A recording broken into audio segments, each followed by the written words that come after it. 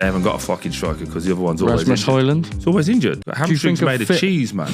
I've seen Rory loads of times talk sport. He's fine. He's a nice geezer. That. Saw him at fucking Formula 1. Sound. His opinion on football is about as valued as my fucking toenail. You change seats with me because that's normally my seat, isn't it? We ain't going to get the badge in if I'm sat there. See how much you think I'm a bad guy? Here's a fucking helmet.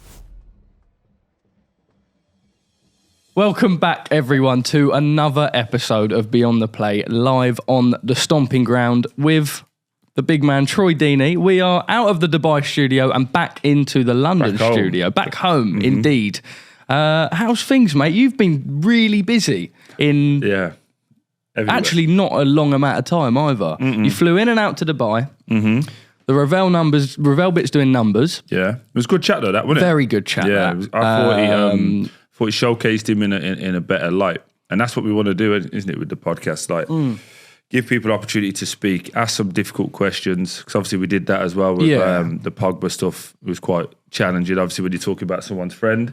But no, it was good. I think he shows his growth. And done in a way that can be perceived as we're not harming them. We're not trying to, journalistically get a title out of the guest or something. They said this, it's just an off the cuff, like, what is your reaction? Man to man type.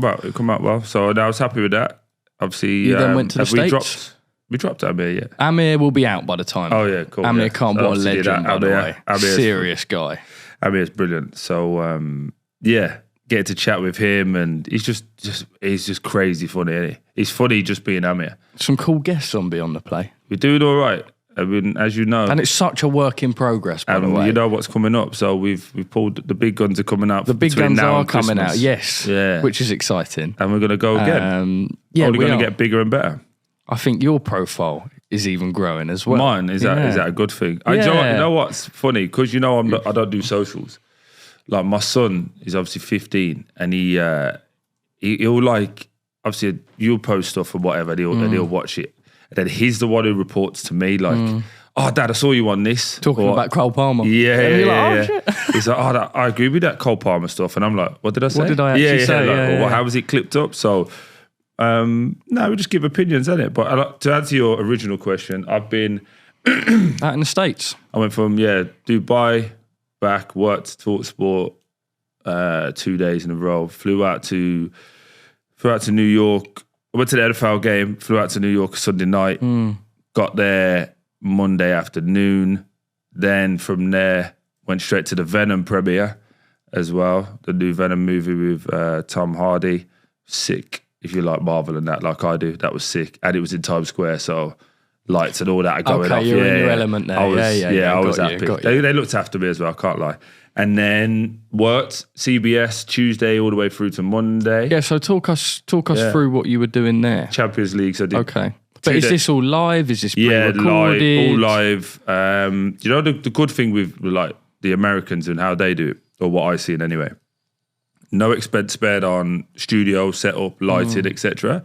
No expense spared on the cast and the crew, but they expect you to like deliver 10 out of 10 performances. Like, you can't come in and have a bad day because you're getting paid well. Do you get what I mean? It's like the standard's really high and you've got everything to be prepped. They expect you to be prepped. And I just thought it was really, really good and showcased the levels between their media versus our media. So that's what I was going to ask. Is it an American-based production team behind the camera, or have they like sought out people from the UK and pull people into certain, almost like you've got your Bain Sports that do that in the Middle East? Yeah. So it's predominantly American, but there is some Italian guys there, there's some English guys there, but everyone's worked for massive companies, so they know how it goes.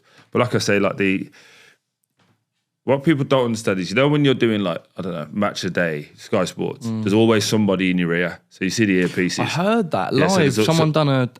How do you deal with that? Yeah, so we'll be chatting and then like the young lady behind there will be like, right, wrap up now because we're going to ad break in 30 seconds. And while you're speaking, you're hearing While I'm speaking that to you, so you'll go, all right, I've got 30 seconds to get out.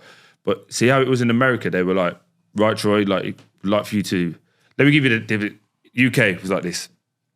10 seconds, you're off. 5, 4, but you might be mid through. So as you start in 5, 4, 3, 2, 1, you start speaking really quick. So you're like, yeah, anyway, so I'm trying to get this.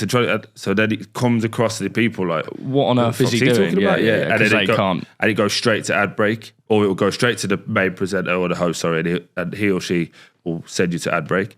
Out there, they were like, right, Troy, we're going to go to break in the next 30 seconds. Get to your point, but if it's a bit longer, don't worry, we can push the ad break 10 seconds longer, but just finish your point and then calmly pass it over to the other one. Now, as you're talking and you're hearing that, you're like, oh, I'm more relaxed now. So the way I delivered it, and I would say that week that I did out there was like the best I've done so far. Okay, so funny you say that, and that's probably a good way to pick up from social media, and I always think of it in the younger generation's eyes. So in your eyes, yeah. but I don't mean that in like an arrogant sense. Like, I see it like this, and this is how. The fact is, you're young, so it's fine. People obviously stream, right?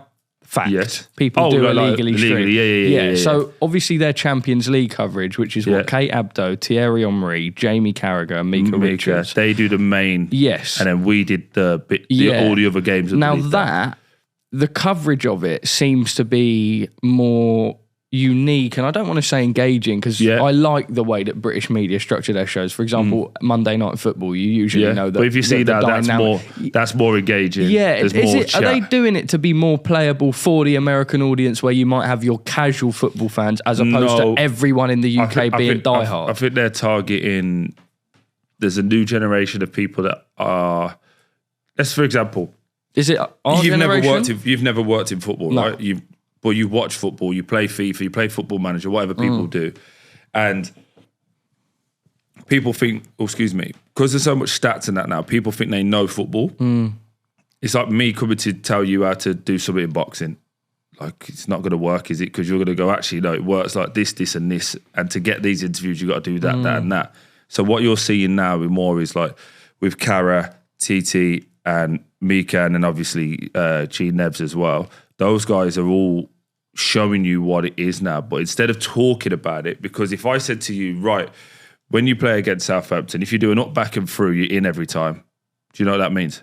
No. So, exactly. But if I have a technology board here and I go, when this person here gets the ball and he passes it to the striker and he does that and then that does that, you can now visually, we can still talk football lingo, but you can now visually go, that and understand makes sense. It as to how a manager would maybe portray it. Yeah.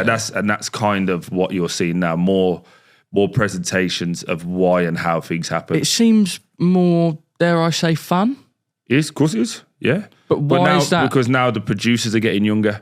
Okay. So and now they're understanding the importance. So if you look back 5 years ago, the importance of social media wasn't as big as it is now. And now they're starting to see, massive engagement, advertising revenue, etc., to be listen, let's be totally honest. I know Eddie give us a bit of shit for forgetting me being on you think it's about money, but you put me into a space that I can't get into, and vice versa.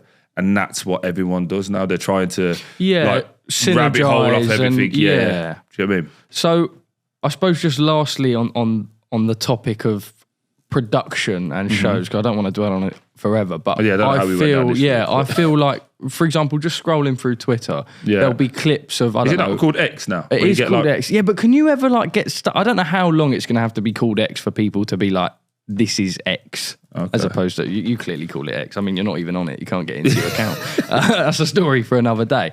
But like, they'll banter with each other in maybe ways that we don't see the UK do. And I like that, because I like I said, I never refer to myself as a journalist. We're too precious here, though. That's the problem. And we can't take... Yeah. So if you look... But I prefer that style of content. Here, but everybody here is affiliated or attached to a team.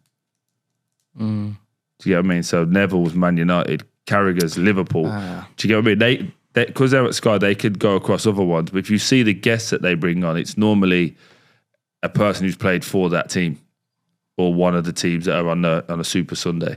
So they always affiliate everyone with teams. Whereas in America, they're like, doesn't matter, because you're not in that team. You don't own that team. You just get given an opinion on all of the teams. So you know what I mean? You'll have less biasness than you would. You see now, like, look at Gary Neville. I'm trying to think, from when Ronaldo was there, he never really criticised anyone. It was more of a try to defend yes, every now and again he went, the Glazers need to do better. Yeah, that's but it was true. never like, they need to do that. It's because of this. Do you know what I mean? And even like his little dig at Ronaldo was never a, Cristiano's a problem, and I know that because of this. It was like a washy way of doing it instead of actually. That's not going to have him. There you go. Yeah. And Man U aren't going to ban him from being there and getting any media stuff. So you got to remember those nuanced bits as well. Like, where someone like me, I just don't give a fuck. On the topic of Manchester United, you definitely don't give a fuck. We've seen that. Ten Hag's time was up.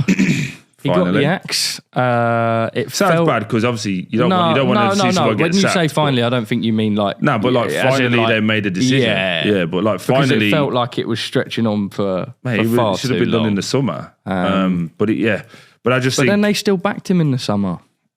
Yeah, guilt does a lot of things for people, doesn't it? I think when you've openly been out there looking at everybody else, going, what about this manager? What about that manager? What about this manager? And then they go. Actually, we're going to stick with this fella. Now this fella's going, well, you've just been looking at everybody else, so I want these players. Okay, let's do it. And then what, do they spend 200 million again? Yeah. It's a massive job for the new guy coming in, Amorim. I think. What do you make? So I've seen some of your comments. Talk to me. No, I mean, I haven't really got, that's why I suppose more for you to develop it now. Yeah. Track record looks good. Yes. On face value, I know that they say you're really struggling opening that. No, I'm trying to do it in a way that doesn't. Just do it, bro. Just. Anyway, go on. Smash the thing open. Fix up, man. Yeah, Send some out as well. Anyway, go on. I believe he's come out and said that, or someone to do with his circle has said that they turned down plenty of club proposals over the summer. And this was the only project that ever. West Ham, wasn't he? At one point? I've also thought there was a time where he may have joined Liverpool. Yeah. But I think Liverpool was more of an approach. I think West Ham was like, we really want you. I'm not a fan of managers moving at this point in the season. Why not? Just go and have your whole transfer window where you've been. But like, by the way, this was always uncertain. Him and Victor Gyökeres both at the same club. You're laughing at me like I've said something wrong. I'm just asking. Go on. I'm interested to see where you're going. So much uncertainty. Would they stay another year? Or even through to the next window? Where do you think Gyökeres falls in world football as a striker? What, right now? Very difficult. Very difficult. Do you ever did not fantastic sit on the in the fence? championship? I'm giving you an opportunity to talk football. Do you ever not sit on the fence? I think if you stuck him into an Arsenal side right now, I think he's exactly what Arsenal need, if I'm honest. I disagree. Because he's got a proven goal scoring record and they don't have a proper... Proven goal scoring record? Yeah. Interesting. How long is it proven? One good season at Cov? Has he not been doing well in Portugal? In Portugal? How many people do well in Portugal transfer that to the Prem? In Europe? No. I remember as well, there's a guy at Leicester signed. His name's got out of my head. The year they was going to sign me. By the way, I totally agree. Watch. So he's 30 million, he scored 29 goals he scored at Sporting. Comes to Leicester, couldn't see his I arse from his agree. elbow. Example, Paul Anachu. There's this graph that they throw about and it really annoys me. It's like Europe's That's the first like 6'8". Yeah. It's like Europe's top 10 Moves leagues. well And but it's like top scorers in Europe's top 10 leagues, right? Yeah. And they put him at like, I think per 90 minutes and he sits 7th. But he never plays, he plays about 15. Yeah, but for Southampton, he was starting games for Transpreneur or whatever they're called. There you go. Yeah. Did I get it right? Yeah, but I'm just like, who though? That's what I'm saying. Yeah. So you can't go and say, he scored X amount when he was playing in the Turkish league before he was in the Belgium league at Ghent. It's very different than going into the Premier League. However, I don't think that's quite the same with Victor Gyökeres. Do you? Why? Yeah. So I don't think the Portuguese league is as strong as it once was. Yeah, but he's playing in Europe and performing in Europe. I don't think Europe at the start of the league. So how many? How many he scored? So you're in on the about the knockout? infancy of where we're out in the sort of Where are we at? Like he's not scoring against top clubs. Also, there's also just times at it. So like everyone forgets his time before. Listen, he's young. By the way, when I say these things, I hope he proves me wrong, and I'll be the first to go, yeah, absolutely got that wrong. You're also allowed an opinion. I'm always allowed an opinion, but when he was at Cov, what's a lot of what he does, running in behind, playing on mistakes. He didn't score every shot because no striker ever does. He misses more than he scores, which is the nature of the beast. But if you put him in at Arsenal, and this is what people don't understand, when you go to like the big boy clubs, I wasn't that, but I've been around enough people, Jermaine Defoe and the like, you get 3 shots a game. You're expected to score 2. That's it. But you might. They ain't got that with Kai Havertz and. Mate, Kai Havertz is miles better than Gyökeres. Like, I'm not a Kai Havertz striker fan, but the kid scores goals and he's doing okay. But the one thing is, to be a striker at that level, here's my argument. Remember, at the start of the season, I was one of the very few people that said Arsenal cannot win the league. And I put bets on, and you go through a look. It's like some of these Arsenal fans were like, "This is our year," and I was like, "Cool.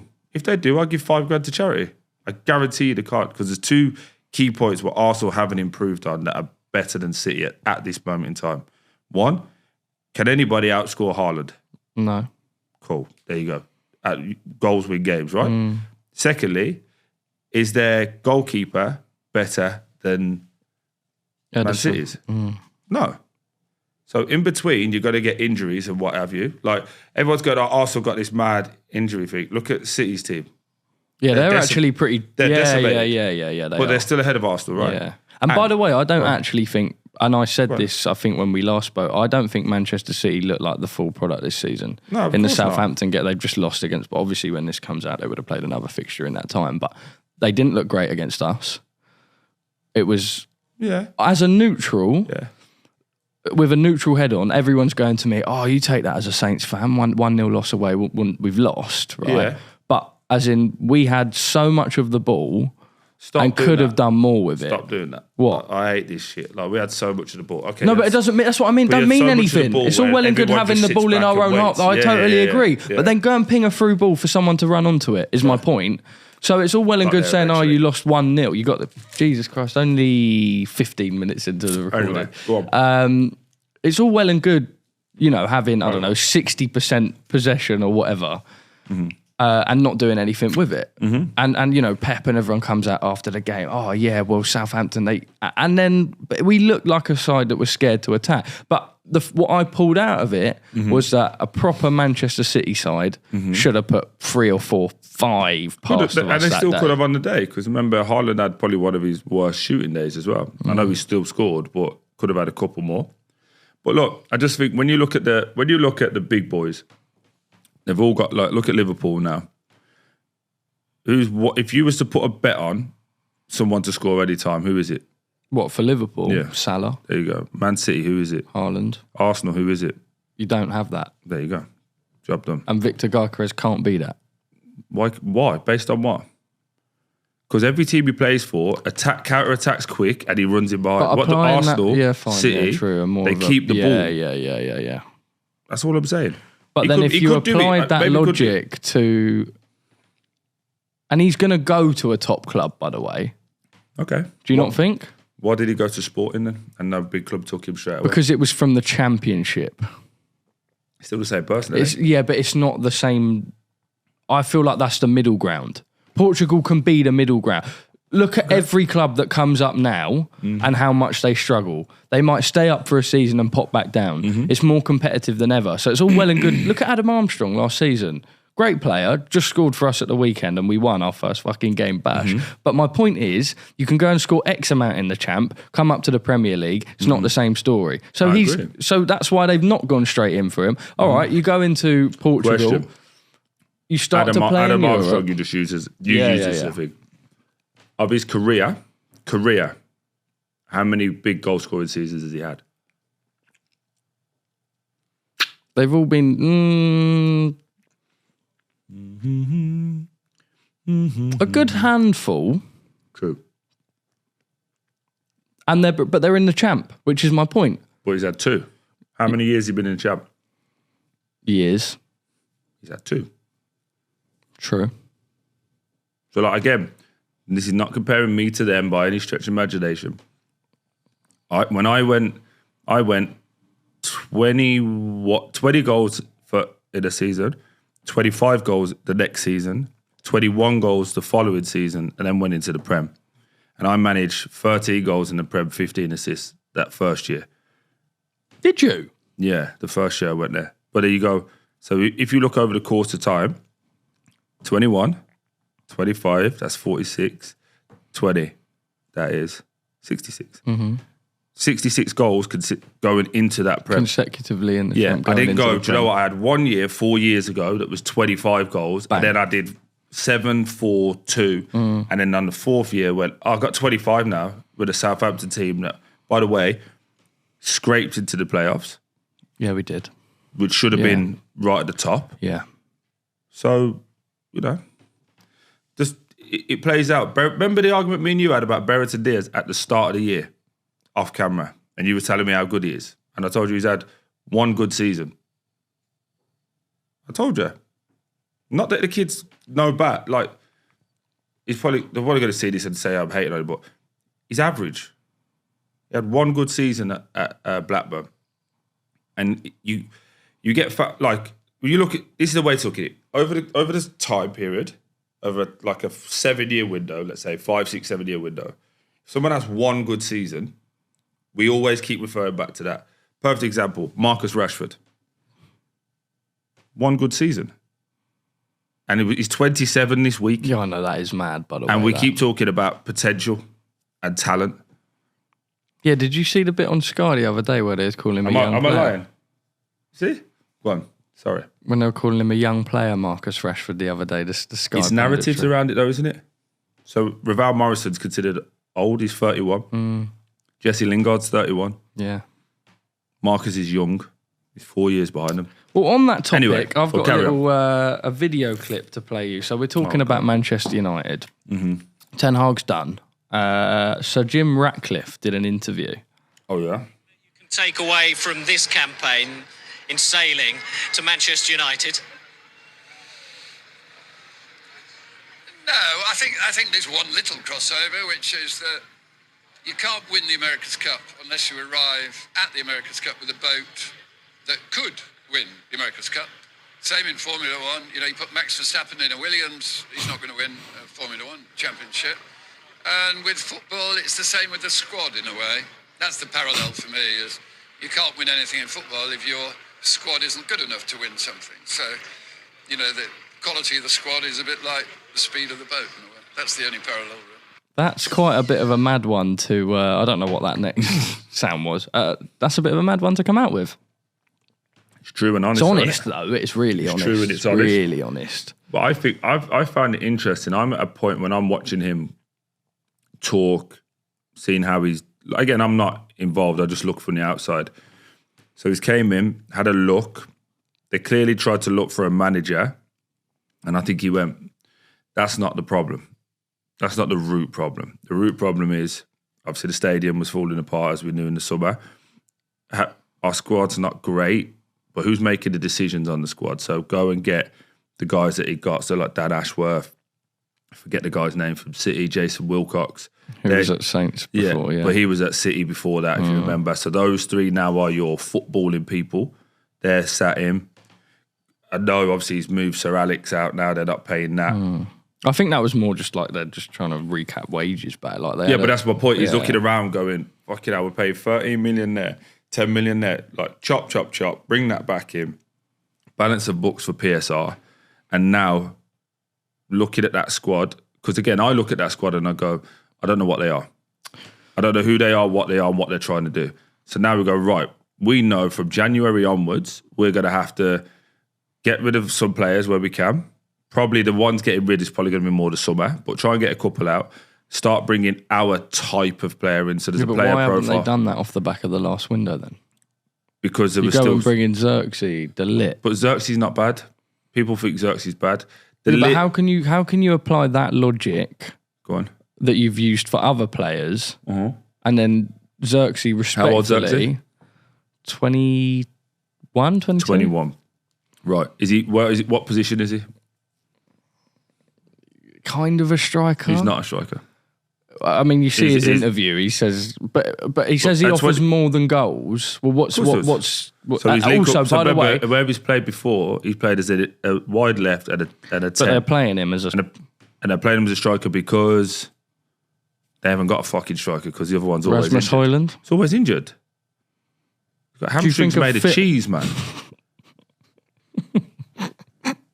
He's always injured. Like, I'm not even trying to have banter. Like, you can't. There's no point being good if you're never fit. No, I get it. Do you know what I mean? So anyway, he goes So up if there that's because the case, remember why have they before brought that, Xerxes in then and not because gone he's and- the long-term replacement for Bruno Fernandes. Because they need a 10. Remember, you're looking, so this window, look at the window before, they bought Mason Mountain. Where's he? Remember, we needed a left-back for ages. Where's their actual left-back? So a lot of the recruitment that they've done, people are injured all the time. The reason they got Delit, in my opinion, is because he was cheap and available. And also, look at that back line, decimated. They're clearly not happy with our Harry Maguire, who, by the way, is over the course of time, whether he's made mistakes or not, has been a fantastic servant but to that he's club. been the most consistent Yeah, he has, player. yeah. Then you've got frigging the little one, Martinez. Yeah. What do you think of him? He's all right. I'd have fun playing against him because he's all right. He rushes and lunges into everything. He's what I call a fake hard man. Remember when Van Dijk stuck it on his toes? Didn't go anywhere near him then, did he? Do you remember? So anyway, him. Johnny Evans. Johnny is a legend. Yeah, he is. Top bloke. He is. Good man and all that. But he was on the way out when I was on the way out. Yeah. And he's still playing at Man United. So you just start looking through it and you're like, recruitment's been wrong, but now we've got the top sorted. Now we're cutting back and balancing it. Now we've got a manager that we know and we go, that's what it's going to be. Now you can build. And I think January will be 2 or 3 out, 1 or 2 in. Get to the window, 4, 5, 6 out, 4, 5 in. And that's what they're going to have to do. So and it's going to take him... How long will that take? 1, 2, 3. I would say within a month, you should see what he's tried to do. Mm-hmm. Within 3 windows, you should start to see how that is now working. And by 6 windows, they should be competing in the top 4 managers again. But again, whether he's afforded that time is a Are they given enough time? As in, like... At that level, it's they are. difficult, right? Because a At that manager level, they comes in and fans expect results immediately. But there's so much more to it as like a, right, well, we need to develop this, But look at and the this. Man United crowd. So look at what... It's also not worked for them in multiple But managers look at Man now. United now. So they go, right, we've got some belief that the new ownership's got money. So we're okay. We're not going to go out of business. We can see immediate changes. So the stadium being fixed, blah, blah, blah. Then you can go, right, actually, we've got a recruitment team now. I can start to believe in that. Let's see what they're like in Jan because they haven't had a window working yet. Now you go, we've got this manager's exciting. So as a fan, there's no pressure of any Man United fans that they think they're going to get relegated, right? A good season for them is top 4. Like a great season for them is top 4. Finishing between 4th and top 10 is where they probably will sit. So they're going, we know where we are. So at least now let's look forward. If this change had happened at Everton, it'd be like, oh my God, excitement's through the roof. If you'd have made the change at West Ham, like they did in the summer, and they're getting the results where they're at now we're not buying into this. I don't remember West Ham fans ever being particularly bought into that in the first place. No, but if you remember, again, another thing that I kind of got right, I said it in the summer, and I got hammered by West Ham fans. Oh, you don't know what you're talking about. All English managers look after themselves with David Moyes. I told you at Wolves, this guy did the same thing. Played defensive, tried to act like he played long ball. Was that not just a bit of a sidestep of a move from West Ham anyway? Like they wanted Moyes out for not that they wanted Moyes out for so long, but I suppose that the partnership grew a little bit tired. Despite he did fantastic fit, but right now would they not rather have Moyes? I bet they probably would. Big Dog's received a text. So I got loads of texts. Sorry, people telling me off. Ask me that question again, please. We'll edit that again like it didn't happen. Do you not think that West Ham fans probably would have rather renewed with Moyes or just got a new because I think manager West Ham in fans were fed up with the way that they were playing. And you get like that as fans, don't you? You see achievement and then you want something more. And every fan does. But then hindsight comes in. So, for example, I saw a picture of when we had Inter Milan at home and the lineup that we had. Yeah. And I remember at the time, the criticism we'd get when we lost a game was we were expected to be a top 6 side. And then now all our fans are like, fucking hell, we'd love to. Yeah, but hindsight's a wonderful thing. But I think for like West Ham fans, The difference with West Ham fans and most fans is that they can always revert back to 66, where a lot of their players were involved in obviously the best achievement that English football's ever had. Yeah. So there's always going to be that that's programmed into the thinking of we should be. And it's a massive club. I just think this has been this age-old argument, hasn't it? Like the West Ham way. What is that? Yeah. Do you get what I mean? What is the West Ham way? We couldn't know. I don't think any single person could tell you what that is. I would like you to get to react to some other things. So you did a social segment in America last week where they said, be quiet until you... Oh, the players thing. Yeah. You're getting a lot of stick for that, Troy. Rory Jennings and Lawrence Berry. Are you aware of... You must know Rory Jennings. Who's the guy on TalkSport? Yeah. Yeah. Has Rory's opinions about as much as my toilet paper's worth, but carry on. Okay. Obviously, you stayed quiet when Peter Crouch was mentioned. This is what he had to say. Timo Pukki? Oh, there we go. Troy Deeney better than Timo Pukki? I think so. Touch and go. Peter Crouch. What, you thought he was better than Crouch? He is better than Crouch. Are you crazy? No! Are you crazy? He's better than Crouch? Are you mad? That is bad, Adam, man. Adam Crouch That's was really wicked. bad, man. Wicked. Calm down. No, he's a 100 goal club. Peter Crouch scored a hat-trick in front of the Kop. He's in the 100 goal club. He's in the 100 goal club. He played for some of the biggest clubs in the country and England International. Two World Cups. He played at two World Cups for England. He's That's a literally terrible England's shout, main mate. striker going into him and Rooney going into He scored the hat-trick at Champions League finalists. Did you hear that? Just pause it 1 second. Did you hear that? This is how people like that work. He was England's main goal scorer going into the World Cup, him and Wayne Rooney. So even in that statement alone, he's saying he's better than Wayne Rooney. Even in that statement. Is he? Of course he's not. So No. Is he saying that? Of course he is. He said he's England's main goal scorer going into that World Cup, him and Wayne Rooney. Yeah, That's the sentence. Or it's maybe just not articulated very well, which I think could be the case. So anyway, before you carry on with that nonsense, when you do... Does that rattle you out of curiosity? No. Okay. Who the fuck's Rory? Like, genuinely. I've seen Rory loads of times at TalkSport. He's fine. He's a nice geezer. That. I saw him at fucking Formula 1. Sound. When his opinion on football is about as valued as my fucking toenail. Like, who gives a fuck?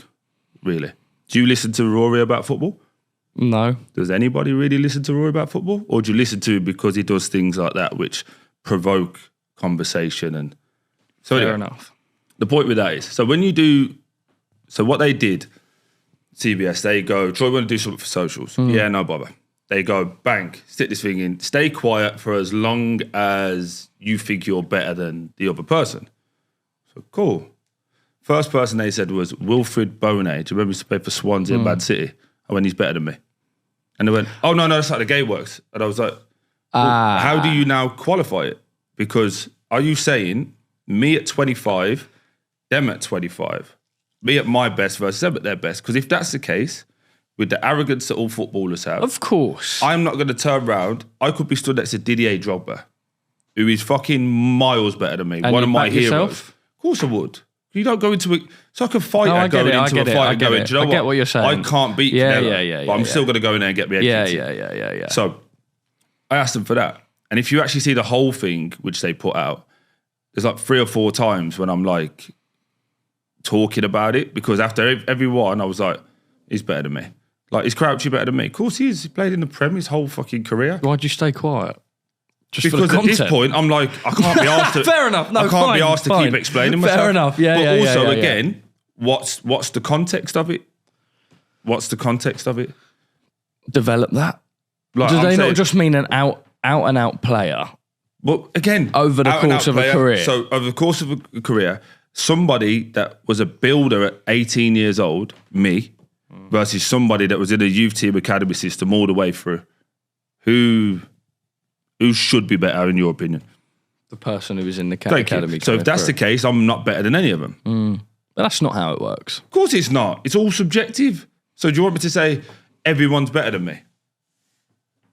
I don't know. They probably didn't want you to do that. No. Exactly. So my point is, like, when someone like, again, let's just use Rory. And sorry, Rory, I don't mean to keep digging you out, but you're the person who said it. Someone like Rory, I could go. Dug you out. So. No, but that's fine. It's fucking water for duck's back. But my point is, so I can't say I'm better than any of the players that are there. But a geezer that couldn't even do 10 kick-ups can tell me that I'm not better than other people. I don't like that argument. But I'm saying, no, but the fact is, you've never played, you've never been on a football pitch, you've never even trained to an intensity with these type of players, but you can have an opinion based on... We all have opinions. Based on being a fan. Okay, cool. Which is where opinions come from, though, right? And I could have an opinion based on how I played. So I played against Crouchy when he was at Stoke. I was better in those games because I didn't lose. So I could say, based on my opinion, in that small segment, I'm better. Fine. But over the course of a career, he played for England, he played for Liverpool, fucking miles better than me. But the thing is, when you get asked a broad question, and you're doing something for socials, because as we know, most of the people, you got to not like this, guys, you are pretty stupid. You are stupid. So do something for socials, and I go, stay quiet for when you play against someone who's better than you. And I go, they're all better than me. It's a good clip, that, isn't it? Good clip. What's that going to do? Yeah, but bro, do you not think then, go the other way and go, what I really believe is that at my peak, I was the best version of me and none of them could live with me. So I stay quiet throughout the whole thing. And then everyone goes, fucking hell, he thinks he's better than Jamie Vardy. It's like... Which is now what people are doing off the back of it. But also, I know that you couldn't give a fuck about what people say. You couldn't give a fuck about half of it. No, I know. Yeah. But my point is it not just mudding you then, really? Like, no, because this is the world we live in. But do you not then feel like a bit of a performing seal? Like, if that's how you truly think about... How I truly think is, if you said to me, on my day, was I better than most people? I would say yes. That's how I truly feel. But I am not arrogant enough or egotistical enough to go, these guys are different qualities and they were better. Like I said it, Chris Wood is obviously in a hot vein of form at the moment. But if we'd have answered that question this time last year, everyone would have said I'm right because Chris Wood was sat on the bench not doing fuck all. So it's about perspective, it's about timing. But whenever I played against Chris Wood, well, we all know what happened. Because Chris Wood played in that Leicester game. Chris Wood played in other games for Burnley and such and such. So it's about it's all about context, and I don't really give a fuck about the other people. Like genuinely, who gives a shit? But it's about adding context to it. If you ask me, I think they said Wilfred Boney, better than me, played for Swansea and Man City. Over the course of his career, I would say he didn't maximise what he was doing because I don't know, maybe he had financially things got better or injuries. I'm not 100% sure. Nicholas Bentner, they said. I would argue he's not better than me, but he played for Arsenal, played international football. So on that situation, he's better than me. Just go on for every single one, I can make a counter argument. Yeah. I suppose people just look at it from the context of. But he's also the same. These are also the same people who will go a bit like what you did with Berrington Diaz. You're like, we've just signed him. Oh, he's great. We're going to stay up. That person then turns crap, and they go, I always knew it was crap anyway. It's like, well, you didn't say that. You never get held accountable. Do you know what I'm saying? You never get held accountable to what you're saying, but apparently true. No, fine. I think the way I see it, though, is that, and I look at this from a boxing side, right? Sometimes every now and then, a former boxer will come out and they'll be like, well, who's he? He's not qualified to say this then. But if that was the case, the only former or current athletes were the only people that could have an opinion on something. No. And I know that's not what you're saying, but you can have an opinion on something. But when does it make it less right just because you haven't done it? Not. But my point is, you can't then go, you're a boxer, right? Let's just say 5% you're a boxer. And you're fighting your man here, and you two are boxers. He's world champion, undefeated. You are 10-4. But you lost the first 4, now you're on a 10 fight unbeaten run. Would you, after 10 fights of unbeaten run, would you be scared of that fella there? Nah. No, but I've never been in the ring. I've not even trained. The best I've done is played fight night. And I went, you can't beat him over there because he's an unbeaten champion. You would turn around and go, what the fuck do you know? Yeah. Who are you to say that? But you can have an opinion, But you can't start going, well, he's played for England. So did Michael Ricketts, one of my friends. Is he now classed as like unbelievable? All right, that brings me to the next question then. I just think these people, they make comments, they just want to bash the other person, which is fine, bash me, I'm a big boy, whatever. But you never ever go, hold on, why did he say that? Also, Rory, perfect, I'll go direct to him.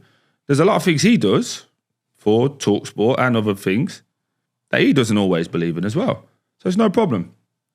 But we'll see each other, we'll have a conversation, it'll be fine. It's not like we've got beef and all of that. No, of it's course. Like, but you're allowed to, that's why I say you're allowed to have an opinion, but also yeah. that's why I would sit here and then bring it up to you and be like, right, do you react to it I how agree you with think? him. Crouchy's better than me. I agree with him. But also have a bit of context, use that little noggin of yours and be like, well, he's working for CBS and we're doing content. Do you think because of how outspoken you are, you're disrespected? No. Because you are more outspoken than most. Yeah, because I don't. And you're a try bit of a and Marmite fucking suck character. dick like 90% of these people, that's why. 90% of these people are doing it for what? A paycheck. Let's be totally honest. Or to be seen. Other than when I'm working, what do you see of me? Fuck all. You saw who I was on the phone to earlier. When I phone people, they pick up. One of the people I spoke to today, half of these people they'd sell their mum just to have a conversation. So I'm not that arsed, mate. I don't do anything other than work. And when you work as much as me and you get asked close to 50 questions a day, have a guess what's going to happen. You're going to upset people. Yeah, of course. But one thing I can always do is, perfect example, we just did TalkSport Bournemouth Man City the weekend. Obviously City lose, I'm on the radio, everyone's clearing out, Kyle Walker comes out to go do Man City TV. Sees me.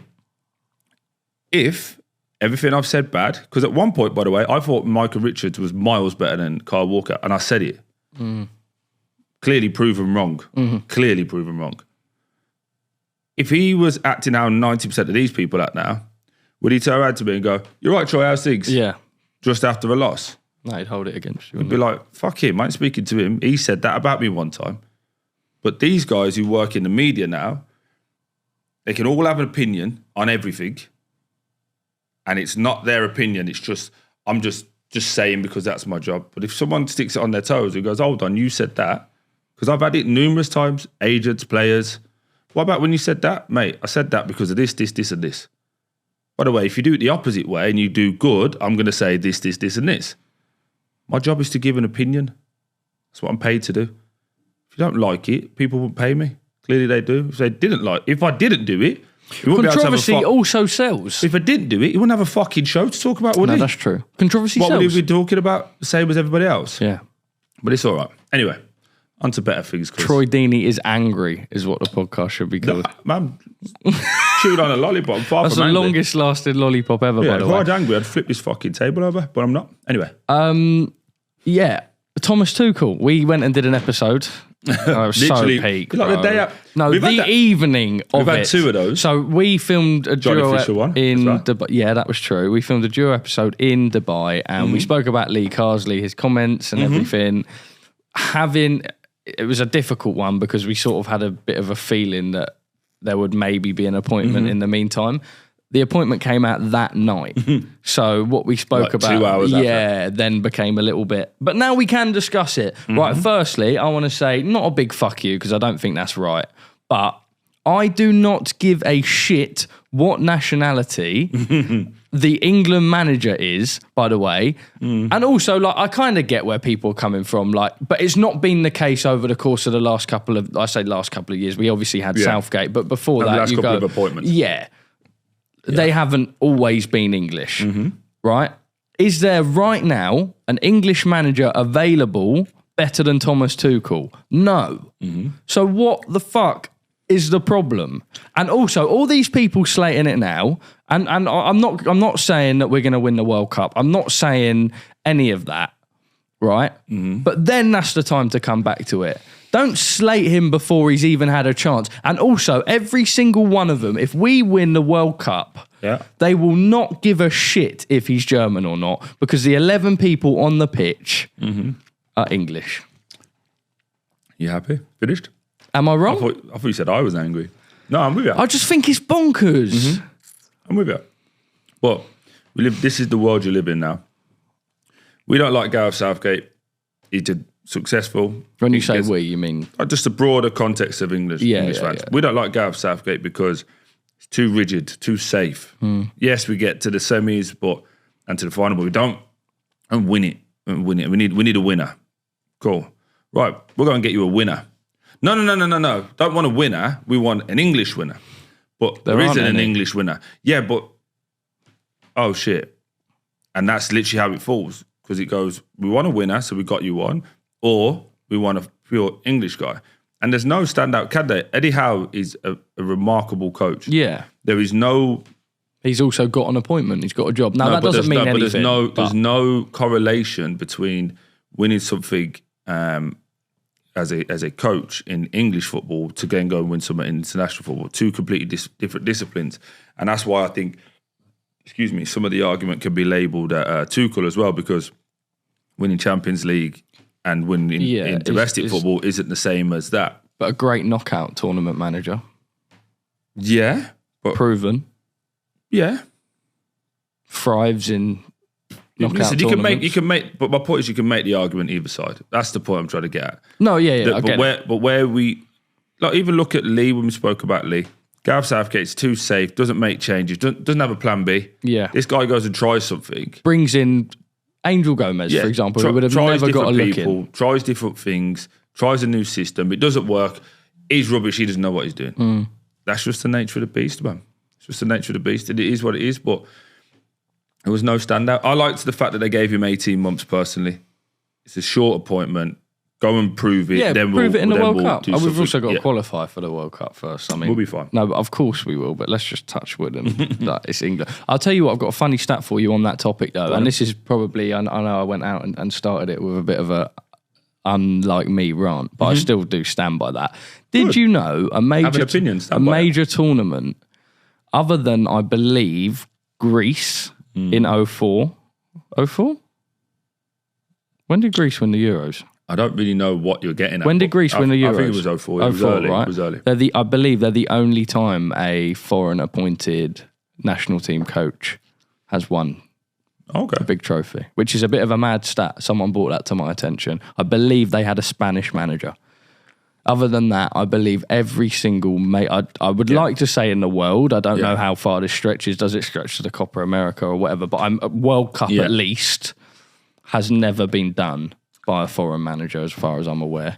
But to me, that's like, all right, time to change that. I don't think that just seems more a bit cliched. And also, I think... Who would you, if you had an ideal world and you have to take Pep out of it, because everyone's answer will be Pep, who would you have chosen? Other than Pep, checkbooks out, who would you have gone for? Probably, yeah, quite happy.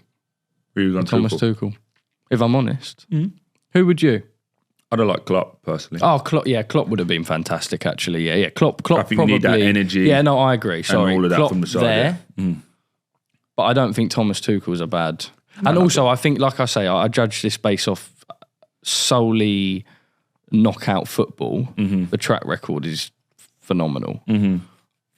Also, I think I had a lot of replies saying, "Oh, he's always had short terms at clubs," and I spoke to Oscar about this. Oh, obviously at Chelsea, I think Thomas Tuchel often grows not disinterested, but like arguments with a board about investment or whatever. Yeah. So his short terms at the club are more because he sticks up for himself. He's not going to have that at England, no. But also, if he only does short terms with clubs, well, he's got a short term with England. He's got 18 months. Yeah, I hear you. That doesn't go against anything he's done before. Maybe he does his 18 months. Maybe it's not for him. But it's like an appointment that we spoke about safe appointments. And Ollie gave me a bit. No, that's what I said. It's not a safe appointment. Yeah. And I like that. That's fair. It's fair. Ollie McBurney gave me a bit. What did he say? No, because we said about Potter. And I said I think that would have been a bit of a typical FA yes man, dare I say it. What did Ollie say? He just laughed at me. He said he's not a yes, but he would have played under him. The relationship's different. He's not a yes man. But again, that's somebody saying to you, I know Goes back different. to what we, yeah. I of know course. different because I'm in here and I'm doing it. and I see it firsthand. Fine. There you go. But I do think it's a riskier appointment, and I think it's a better appointment. Yeah, we'll see how it goes. He doesn't get the first round of things. He doesn't start till January. Doesn't start till January, no. March's games. Yeah. I just think, again, my opinion for how England need to be is figure out who our main man is, figure out who we're building the team around, and then give them the best opportunity to shine. If we're going to say that's Jude Bellingham, Foden, Cole Palmer, whoever it is, Are we not do that.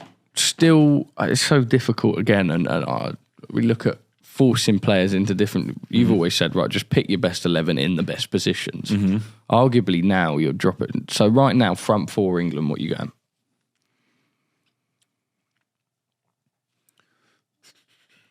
Still going Kane up front. Yeah, I agree. And then I'd have legs and energy around him. So I would go on the left, Gordon. Not the been right, massively Saka. impressed with Gordon this season. He's had a few injuries, but I'd go Gordon because he's got the pace and he'll run in behind. I'd go Saka on the right. Who takes the 10? I'd probably go Jude for what I would want. Can Because I you- think Kane's going to drop down. You need people to run in behind. Or you change Kane. See, I just think no, like it's Or you change Kane and go Ollie. So Ollie Watkins runs in behind. And then you have a Cole. I just don't think you can drop Kane though. Can Or you? you have a Cole Palmer or a Foden that goes and gets the ball in the middle. But listen, again, this is another mad one. But someone said this to me the other day, and I found it hard to disagree. Like, where's the Phil Foden game for England? No, by the way, this is so spot on. Yeah, and I was like, struggles. So spot on. Where is that? I don't think you can put that. I don't think that man starts for England, regardless of go and have the best season. Mental. It's difficult. Yeah, it it's actually is mental. really difficult because you look at the season that he had last year for City, phenomenal, tremendous, their best player. So ultimately, you think as a fan, fans head on, first name on the team sheet for England, maybe like one of them. Yeah. You get my point. But actually, at what point do you go, well, it's all well and good going and playing how you did over the course of the last 9 months, but you've actually never done it for England. I'll say never done it for England, never stood Consistently. out. Yeah. Not doing it consistently, I feel would So- be a fairer statement. Yeah. But it was an interesting statement, but True though. possibly. But I just think, like, everything has to work. So you can't have Kane coming down to get the ball and then having everybody else standing still, which we had start of the Euros, where all the players were coming to the ball, if you remember. Foden was on the right.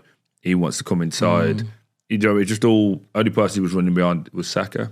I just think you need to figure that part out. You think Thomas Tuchel will? I think he's brave enough to make a decision Yeah. and say this is what we're doing. But listen, it could be similar to the West Ham thing we spoke about earlier, where there's we were complaining so long about Gareth Southgate that in 4 years' time we might go, do you know what? Gareth was actually all right, you know. Yeah. Do you get But what I mean? that's 'Cause what it might United go fans the are now other way doing around. with Yeah. appointments, Jose and Yeah. Ole and whatever. Well- Boxing. Let's do this. Frank Warren. Shout out DAZN, our partners. Uncle Frank Frank. Warren and DAZN. Queensbury Promotions as Mm-hmm. of April next year. Joining forces. Obviously, Matchroom already a big UK entity for DAZN. You've Yeah. got Callasowlands Wasserman, who have got a Channel 5 and DAZN deal. Looks like DAZN I really like. I'm not even just saying that because we work with them, but I think it's nice to have. I think nowadays you see it with football as well, and with boxing, there's something on TNT, well then there's something on Channel 5, well there's also something on Sky. You might have this on Amazon. Too many, nice to have everything on one platform. Yeah, you think? And I think DAZN, Does that not go to the... But I don't dislike it at all. Just probably trying to play devil's advocate to what you're saying. of course. Is there a conversation now where it's becoming a bit of a monopoly, where it's just those two, and then potentially just DAZN, because they've got enough money financially between the two promotional companies. DAZN have obviously got a massive budget that they could, I don't want to say like make Sky irrelevant, but do you get what I mean? They could crush Sky and everyone has to go over to them just to be seen and heard. But if that And business model works, Listen, it's business. It's not their job to make sure Sky are okay. Like, No. I get that. I'm just, again, throwing just the other side of the coin. There is an angle I want to get your opinion on, but I'm just trying to package it without it coming across that I've got a problem with it. There's rumours, or there has been rumours for a while, that the Saudis are trying to buy DAZN, right? Cynical hat on. Is this the first step to that? Because Frank and Eddie are already working with the Saudis. Now they come on the same platform and then they buy it over the top. We had a media lunch yesterday about it, and someone asked that. Oh, and did they they? said Okay. no. Oh, okay. Categorically no. I believe it was rumoured, by the way, and this is I don't know. I don't know. I'm that just asking. there was a Chinese firm. I don't know whether it was the PIF or His Excellency, the General Entertainment Authority, and a US-based investment firm, I think, that were looking to take a certain equity stake within DAZN as a business. Okay. I don't know if any of that's materialised or anything. But this is solely just British boxing. There is going to be those questions, though, isn't there? Yeah, of course. But I think what Frank put it down to yesterday at the media lunch, and I like it, is the fact of the matter is Riyadh season, whether people like it or not, I think it's been fantastic for boxing. I think you're naive to think otherwise, has brought people together. Yeah. Two of the people they brought together are Eddie Hearn and Frank Warren, who are the two biggest promoters in British boxing. They have the two strongest stables in British boxing. So then, okay, certain fights, and by the way, like TNT, Sky and DAZN, I think have all cooperated really, really well. They've had their cross pay-per-views, which I still find a little bit mad that you can, buy the same fight in about 7 different destinations. But ultimately, they work together. I think when it becomes more of a problem is, in the past, we've had 3 shows on one night. One will be on TNT, one will be on Sky, one will be DAZN. Yeah. I think that's eliminated. I think there'll probably still be certain times where they might have dates clash. But ultimately, I think it offers, and also internally, broadcasters won't be going, I don't want my guy to fight my guy, I say that with the promotional hat on, to fight that person on their broadcast. Well, you ain't going to have that now. Well, you will. Still Ben Shalom. No, of course. Is this not another I'm talking Eddie and Frank directly. Of course. But I'm saying, is this not another avenue where Ben's trying to come in? Again, I'm just asking the question. I don't know. It's your space.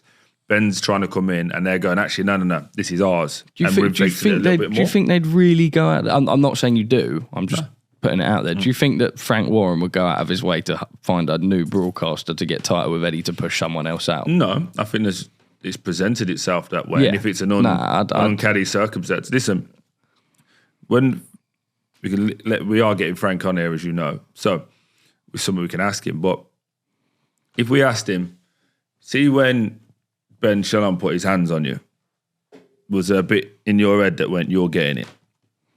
And the competitor in him would say, yeah.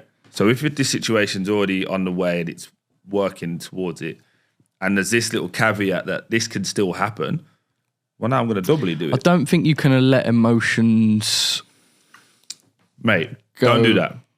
The 2 lads you talk about, Frank and Eddie, didn't speak for fucking 10 years. You say don't let emotions get in the way of business. Yeah, true. Yeah, don't fall victim to the time. True. Don't fall victim to the time. Listen, I ain't got no problem with either of them.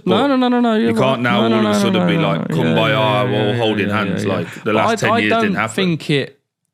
Mate, every interview on IFL that we all used to watch was Frank said something, so we want to see what Eddie says. Yeah. Eddie said something, so we want to see what Frank says. Built off back and forth. Of course it was. And now all of a sudden there's financial situation where they're all gaining from it. And all of a sudden it's like, all that stuff was nonsense. We're cool now. It's come on. I agree, but I do also think there is an element of realness to it in that I think money opens doors. Of course it does. So they've actually... So I remember Eddie always said that Barry always said to Eddie, you'd actually probably quite like Frank if you got put in a room together. Yeah. But they would never put in that room together. And that was because of things from the root. So we're talking legal letters from minute one. But my point, what I'm saying to you is, all those things still happen, right? Legal letters from minute one, as you said, and they was never able to get into a room. The moment this Saudi investment came in and these ideas came together, were those things not happen before? They all did.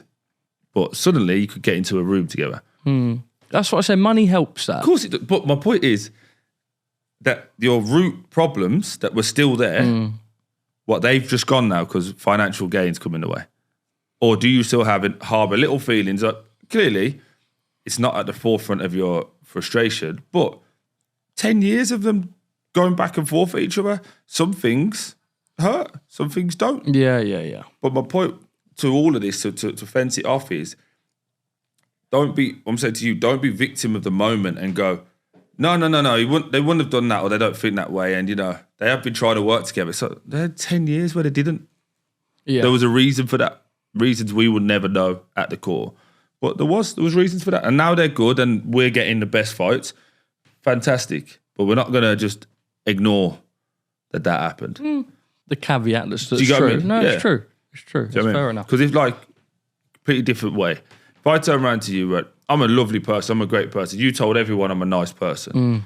Someone's going to go, but remember, you still went to jail. Can't just forget it. Even if I've done 10 years of behaving, being nice, Samaritan. all of those things. Yeah.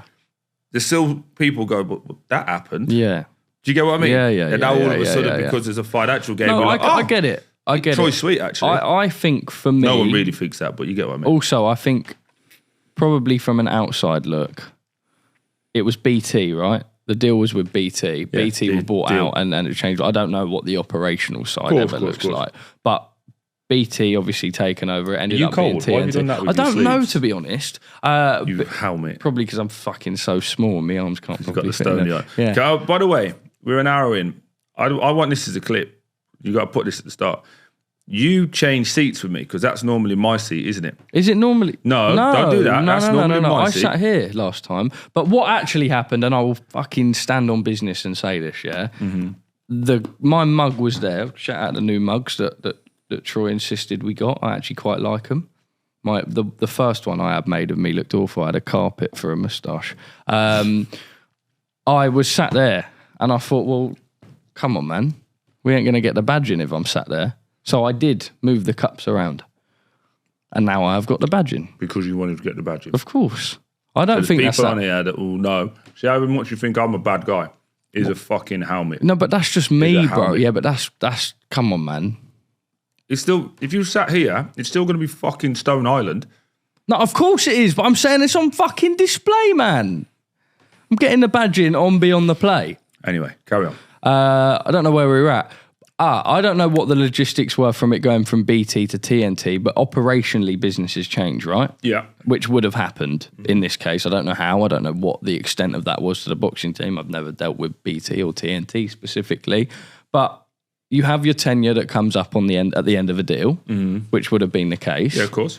And they've probably gone, well, DAZN are doing X, Y, and Z. And also, it doesn't actually just go to Eddie. But the thing is, You go and look at the States. They've got Oscar De La But Hoya. my point is, you can work Misfits. on that. There's And a it's lot great. of combat sport content Course. on the app. And that's great. It and looks no like one- a and no one combat sport disagrees with dreams that. app. All I said to you was, you can't then come with the understanding of, oh yeah, but they're all right now. Yeah, but So- I'm saying that I don't think a hope so. broadcasting deal yeah, would have been enough. yeah. I think they would have already listen. Yeah. This conversation didn't happen last week. It's been going on for a while. and they've figured out the nuances and all of that different stuff.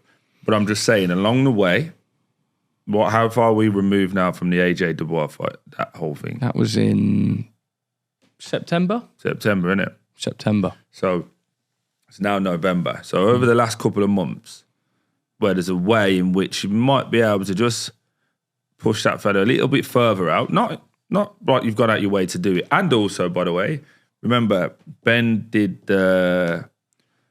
he said that fucking hell, Fabio's gloves were dodgy. Yes. All of these little things were massive statements along the way, telling me they don't play into the No. let's keep him a little bit further away. No, and You know, as a consequence of what we're already doing. fine. Yeah. But then that's on them to sort that out. And I said, I had this conversation with Frank Smith. Okay. I said, so what changed other than money Yeah. with your relationship with Queensbury?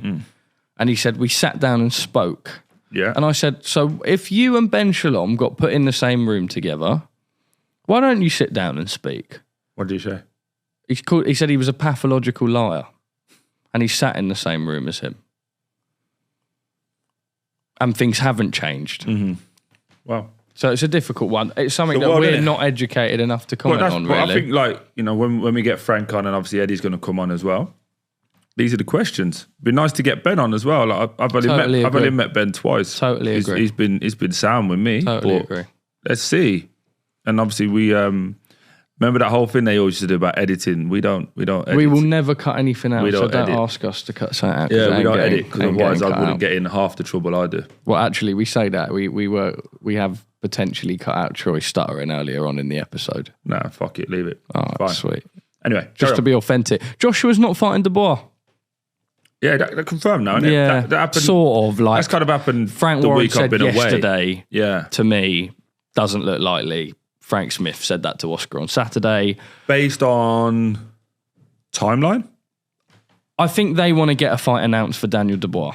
They don't Yeah. want to sit and play, Wait for AJ, which is essentially. fine. Yeah, I also think commercially, by the way, now I'm not saying Anthony Joshua loses the rematch against Daniel Dubois, but you do make Daniel Dubois the favourite. Yeah. You don't go in and put a devastating performance like that at 26, 27 years of age, where he's a younger, fresher, fitter, stronger. no, you're telling us all the man. shit we already know. Precisely. Get to your point. Don't pussyfoot around. No, I'm saying factually, right? He should now wait for the Fury Usyk It'll be commercially, December. Yeah, because say Fury loses, it's right? the obvious fight. It's him, Usyk. AJ's on a defeat. Fury's on the defeat. Put them together Yeah. because it makes more sense. Now, So what are you suggesting that's what Matchroom want to do? yeah, absolutely. But you're saying that no, I'm not saying Queensbury- it. I'm not like, saying don't- it banks on a loss either. But Fury you're said, saying that Queensbury are kind of like, we want to make our decision before that yeah, I date, think they want Daniel to fight in February. no matter what. Yeah, AJ's had little things with injuries. What was this for? Is he had injuries or not had I injuries? don't know. Oh, That's so they're what's just- been said. Quote marks. Okay, cool. Little things with injuries, All right. which Frank seems to be a little bit unsure Okay. as to The not- legitimacy No, of no, it. no, no. I don't think the legitimacy. I think he's had injuries, but like, are these injuries that are going to stop him fighting in February? Okay. But I think AJ's been super active. It was a big knockout Yeah. loss. That puts miles on the clock. Take a bit of time out, tick over, train, enjoy life a right. little bit. Opposite side of the coin. You've had a bad loss. You're, what is he, 34? 34, 34, 35. Not too, May even I think he's be about 18 months 36. younger than me. No, he's How younger old than are me. you? I'm 36. I Okay, think he's 18 months younger than me. so 34. So 34, 35, depending on when his birthday drops. Then, how long can he keep going? Because he fights, other than this year, normally twice a year at best. Yeah. Do you know what I mean? Yeah. Other than this little combat Okay, rule, right, so once a just year then. Once a year Once in a that year. situation. So by the time rest recuperates, does it again, inactivity, because remember when he lost to Usyk, that was the general consensus that he hasn't fought enough, not active enough. And then he got really active and then he loses to Dubois, and now we're flipping the script and making it a different excuse. I just think it's a case of if he wants to do it sooner rather than later. Do you think he should fight Dubois again? Immediate rematch? I The only think thing is the if he competitor in him Yeah, should do. but that's different. Yeah, I think Which is why I'm talking commercially. Well, I don't really give a shit about how much money he's got. No, I'm on I don't about... really give a shit how much money they make in each one. I'm just talking from a fan's point of view. I don't mean it like that. When I say commercially, I mean the Fury AJ is the pinnacle of British boxing. Yeah? I think everyone says can that. agree with that. Fury AJ is not the same fight Mm-hmm. if AJ loses again to Dubois. Yeah, I agree. Because people are already taking AJ out of their top dog heavyweight list, which I think's wrong, by the way. Yeah. Because I think he's been proven to come back again and again and again. I get it's slightly different circumstances. But if he loses to Daniel Dubois again, Fury AJ ain't the same. Okay, let's take a walk down your logic. He doesn't fight Dubois next, and he loses, and Fury loses, and they fight in the summer. Let's just say they have that fight, and he wins. Who, AJ? AJ wins, Yeah. just go down this path with me, and then he retires after that. He would still be he still wouldn't be get the credit he's deserved because he would have been they would say he's ducked Daniel Dubois. Yeah, maybe, but I also think I done an interview with Shane Fury. He was really honest, and he was like, I don't think any of them are the same anymore. Shane's brilliant. Yeah, fantastic. I've never met the fella, but I love watching him. Speaks so well because you wouldn't think he was part of a Fury camp the way he speaks. He just talks. Because has He's the a bloke, fight? yeah. I'm not saying the fight's almost past its time a little bit because it will never. Even if they get in as two 40-year-olds, me and you will sit there ringside, pay whatever to go and sit and watch it. But it ain't the same fight. But it Even now. So again, even now, it's not the same fight as it would have been 4 years ago. But the point, what always kind of pisses me off a little bit is we can make an excuse and a reason for everything. But I listened to a Conor McGregor interview with Jim White the other day, and obviously you were there, Conor was there. I wasn't there. Well, we've seen it from TV, but as you know, what you see on TV versus what actually happens is a little bit different. Conor was like, there was times AJ hurt Daniel. True. So depending on how you look at it, here's an argument. I don't believe this to be true personally, but let's just make an argument. You know when he caught him before Daniel stepped back and caught him and ended the fight? Daniel was hurt there, but He was hurt.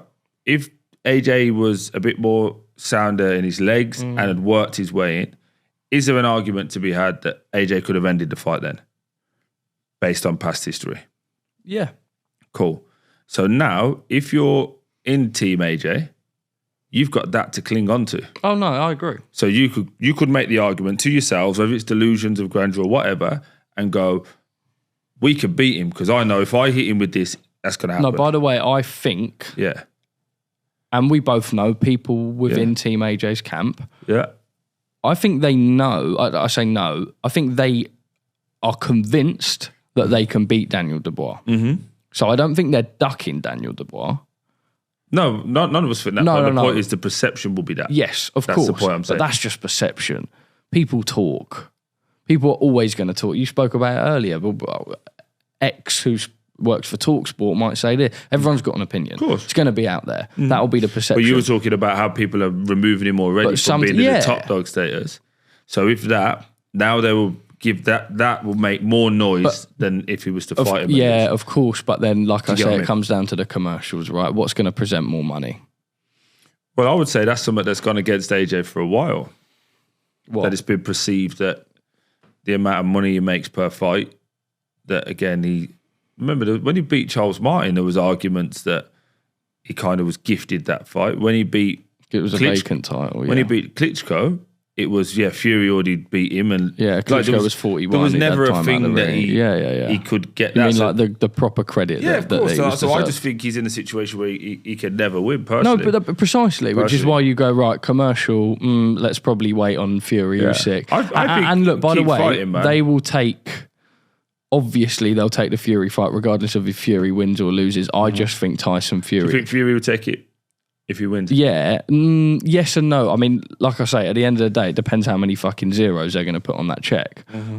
I think Fury, from speaking to him, he changes his mind a lot, would like to beat Usyk and have a trilogy. Okay. However, he might want to do that when he has a contract for X amount. Say he goes in there and starches Usyk in 6 rounds, people will be like, all right, let's see the AJ fight, regardless of AJ's lost. I don't think people will go. That's the weird thing about rematches. You never get a third go. I spoke to Liam Smith about this. Yeah. Starched Eubank in the first fight. Yeah. Went into the second fight. There were mitigating circumstances. Ultimately, you took the fight, whatever. So it's 1-1. That was never settled because people went, oh, well, Chris done what he needed to do in the rematch, so it was done. The story's done. That's the weird thing about rematches. Fury could go in there and start Usyk out in a couple of rounds. People go, well, Depending on how you Fury's look a at it better or whatever, fighter. you could go, if the You the wouldn't want to trilogy- see a trilogy of Ruiz, would you? But I'm saying if the trilogy happened, you're in a situation then when Yeah, that's when AJ probably goes, right, I need the ball. he's had 6 fights then with 2 people. Yeah, he likes that. He told me he likes that. He said he wants to go down as a man who had the most trilogies. Okay, that's his personal opinion. Yeah. I've never met Tyson Fury, so I don't have an opinion either way. I think the guy's very entertaining. I think he's very funny. He also says a lot of things.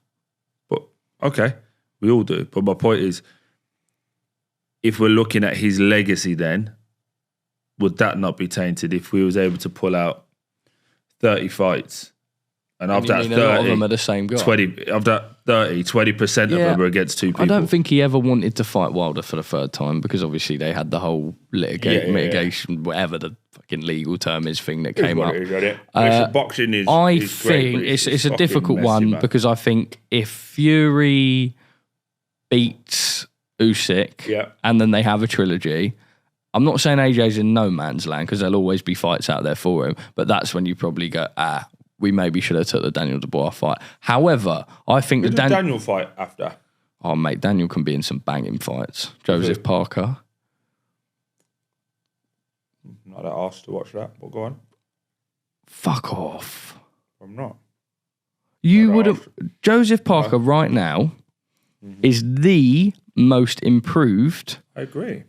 and arguably best heavyweight in the world. I don't disagree, but I'm saying you ask. So why wouldn't you be excited by that what's fight? the build-up going to be?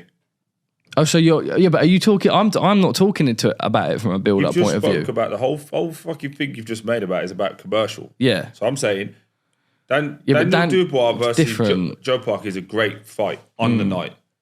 What's going to happen all the way through it? Yeah, but that's just the era. I'm asking you. Yeah, but I'm saying, right? I think Joe Parker's ledge. Yeah. No, I get what you're saying. Yeah. I know. I know. Yeah. I think he's brilliant. But my point is, all right. So tell me. Okay. So tell me a Daniel Dubois fight that excites you, like not many as a build-up away from being in the ring. No, but that's just then that's just it. That's what I'm saying. That's just it. Do you know what I'd like to see? And this is random, but I'd like to see him fight like a Dillian White. Who, Dubois? Yeah. Why? Because Dillian can take a dig. Clearly, we've seen that.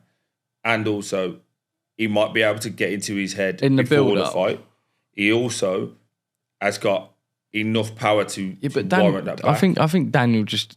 With Daniel, it does what it says on the tin a little bit. Isn't like you look at his Instagram, it's connected to his Facebook, and there's like videos of him driving around Brazil and like it just... Stuff that, almost like respectfully to Daniel, your mum would post on Instagram. He's not asked. He's not going to be a commercial beast. So I don't think you're ever going to look at a Daniel Dubois. But do you think no one can get in his head? Yeah, I don't think anyone can get in Daniel Dubois' head. Okay, that's the case, and you're right. Usyk never got in his head. Did Usyk try? No, I don't think Usyk needs to try. Yeah. But Usyk gets in. No, but Usyk gets in people's head without trying. I don't know. I just think there's not many fights. I'm talking as a Daniel, as a fan I really in want the to get ring. up before I go. I want to see him fight Usyk again. Absolutely. I want to see him fight Fury. Yeah, but you have to take away the commercial part from Daniel. Sorry, not commercial part, but like the build-up part. Like you ain't getting a sick build-up with Daniel Dubois. I wouldn't mind watching him fight Joe Parker in that case. I wouldn't mind seeing him fight AJ again.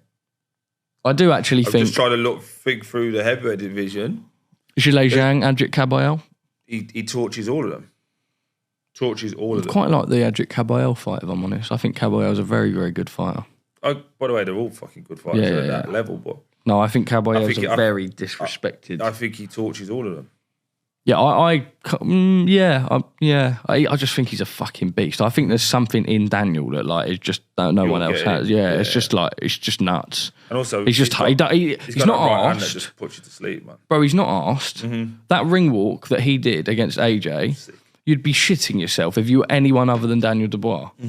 But I don't mean to be disrespectful to Daniel, but he probably just thought fight. Have it up. Yeah, he probably didn't even care that he was at Wembley. Like, I don't mean that. Obviously, he cared. In hindsight, he'll watch it and he'll be like, yeah, that's sick. But do you think Daniel Dubois walk into the ring is good? That's why I say no one can get in his head. Because Daniel is just so square, respectfully. Like I said, I don't want this to be like I am insulting his intelligence, because that's not what I'm doing in any shape, matter or form. You fucking explain yourself every 4 seconds, so go on. But... Can't wait for you to get to a point. It does what it says on the tin. You ain't getting in his head. That's great. So maybe you ain't ever going to get excited for a Daniel Dubois build-up as such. I agree. But you're going to enjoy the fight. I think him and and he's a AJ, fucking beast. he gave a little bit more because he was like You know, when the let's go now, he gave a little bit more. He gave a little bit. It then went a bit tame in fight week, though. Of course it did, because he's ready to fight at that point. But at least before that, I was ready for fight week. I was looking Do you not think almost similar to when he fought Jarrell Miller? Mate, honestly, they just give Daniel lines. Yeah, but don't I they? just think they just tee him up with Jarrell lines. Miller shouldn't be allowed to be around, personally. Mate, he's difficult, himself in the arse. Yeah, I know it's difficult. Like- Everyone has a second chance in boxing, and it's all well and good saying. He's had more than one. I know. It's all well and good saying they shouldn't be given a second chance. Listen, everyone should be given a second chance. Let's be totally real. But my point is, what fight has Jarrell Miller had that you've gone, oh my God, he's good? I just think, you know what, I look at things differently. No, there aren't particularly any, but He sells fights, so he gets around. But I know, as I a don't think media Jarrell hat Miller on, beats fucking if Derek Jarrell Miller Chisora. turns up I to think- a press conference, that might happen, by the way. Yeah, Great I'd love to. Fucking that. what a press conference that would be. But Jarrell Miller is one of those characters, whether you love him or you hate him, you're probably going to click on his interview. I'm not. No, okay, maybe not I'll you. skip past it because I just think he's full of shit. Fair enough. He's As the a- Rory with- Jennings of boxing. What, Jarrell Miller? That's a mad I'm comparison. joking. I'm joking. Rory. Rory's probably not tuned in anymore. He will be. Do you reckon? Yeah. 1 hour 21 in. Anyway, I think that's us wrapped up. Thank you for today's for the piss. episode. Troy, love, bro. Appreciate pick it. up yourself. Thank you guys for watching. Make sure you subscribe, like, share it. The numbers are going up. The Ravel Morrison episode did very, very well. Thank you for watching Beyond the Play.